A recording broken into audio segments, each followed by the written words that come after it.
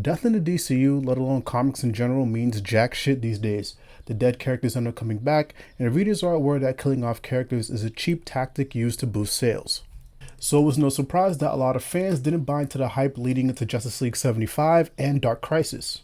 But there's another key reason why some fans were dismissive of these storylines, and this reason has played out since the League's relaunch in 2016.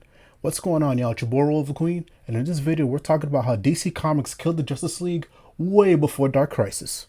The Justice League series relaunched in 2016 as a part of the DC Rebirth initiative. Bryan Hitch would helm the title, which were big shoes to fill after Jeff Johns and Jason Fabok's critically acclaimed run. It goes without saying that readers shouldn't have expected this series to be of the same quality, but Hitch had the tools to succeed in a similar manner. The core League lineup was one that fans were familiar with, and thanks to the DC Rebirth special, we knew time in the DCU was being manipulated by Dr. Manhattan. The possibilities leading to that eventual encounter were endless. This book was in a position to once again be the centerpiece of the line and be a hit. It wasn't.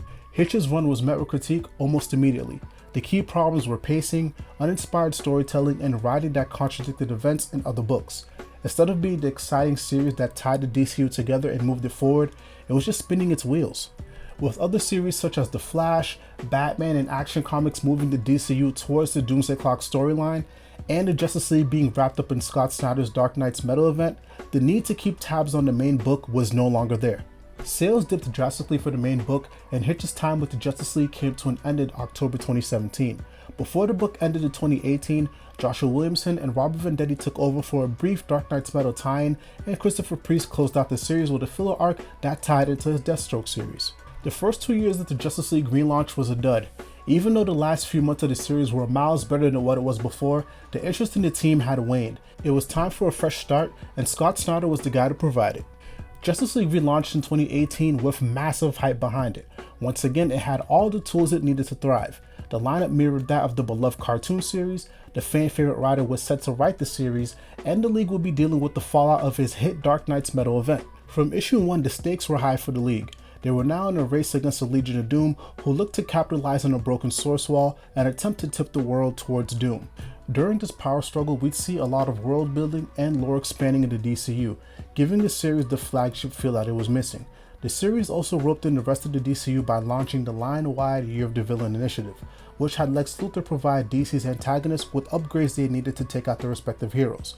Now, several of these elements were met with mixed reception, such as the blatant contradiction of events in Jeff Johns' Doomsday Clock, Snyder's over-reliance on exposition, and the evolution of Lex Luthor's character. But overall, the reception to this series was an improvement over the 2016 relaunch. We now had a team and a series that felt important to the progression of the DC universe.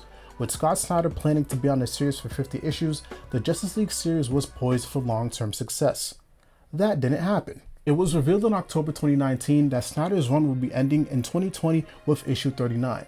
The seeds that Snyder planted would come to fruition in his Death Metal event instead of Justice League as planned. Interviews with Snyder, as well as rumors, insinuated that this was another result of the editorial issues that plagued DC during that time. Snyder's final issue saw the aftermath of the Justice Doom War, where the Earth, fed up with the Justice League's mistakes, sides with evil. And the final page, the League rushes into battle against Perpetua, leading directly into Death Metal.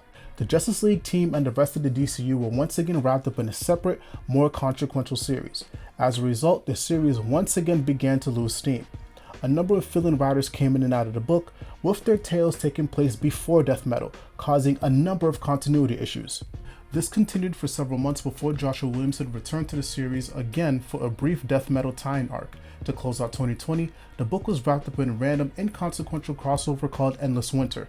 During this 7 to 8 month period, the energy built up by Snyder's run waned. It also didn't help that Death Metal overall received mixed reviews. The Justice League was right back in the same spot they were in 2016, a team that lacked significance and a strong presence in the DCU. After a brief pause, the mainline resumed in March 2021, fresh with the changes implemented by Future State and Death Metal. This provided the perfect opportunity for DC to correct their mistakes with the Justice League, except this would be the final time. Enter Bryan Bendis. Bendis' run began in March 2021, and readers were once again teased with promise. The team being promoted was more diverse compared to previous years. The Trinity, Hawkwoman, and Aquaman were joined by Black Adam, Hippolyta, Naomi, Black Canary, and Green Arrow. Lastly, in interviews, Bendis touted this run as once again being the cornerstone of the DCU, a major component needed for it to succeed. Bendis' Justice League run began on the right foot. The first arc saw the team dealing with the threat from Naomi's homeworld. This forced the existing members to learn how to work together with the new additions. There were also well-placed nods to current events of the DCU, giving it that connective feel. Hell, we'd even see Green Arrow step up to finance the Justice League and become its new leader. The icing on the cake was the amazing art and colors by David Marquez and Tamara Bonvillain. The Justice League was back. Things could only go up. Man, what the fuck? They didn't. Once the second arc began, trouble would arise. The Justice League book would then serve as a continuation to Bendis' Superman run and as a tie-in to his Checkmate series, both of which were critically panned. Readers then saw the series return to being a string of arcs that were again random and uninspired.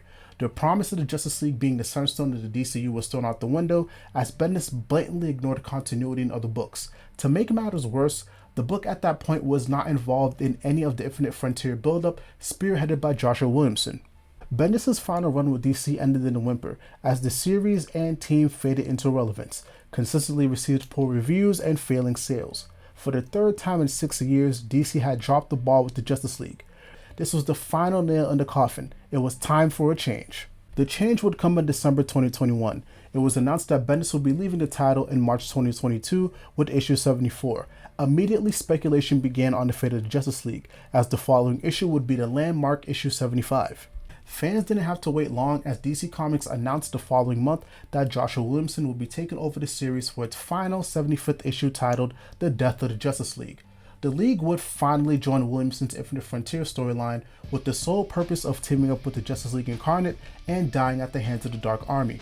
The League's death would then kick off the Dark Crisis event where the remaining heroes defend the Earth against their invasion led by Deathstroke. The reception to this news was lackluster. Despite the enthusiasm DC and Williamson had about the event, readers had no reason to care. The well was dry. For the last 74 issues, they watched as the team struggled to stay consistent due to constant changing of creative teams and quality. Throwing them into an existing storyline only to be killed off wasn't going to move the needle. It was also hard to buy into the idea of them really dying for several reasons. Number one, the concept of death has lost its impact due to how much of an overused trope it's become.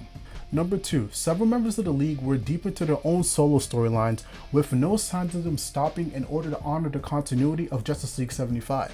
Number three, it was already revealed in Infinite Frontier that the way they died wasn't a true death. And lastly, number four, the Justice League is a staple DC title. There is no way this series/team could stay gone long enough to make a lasting impact.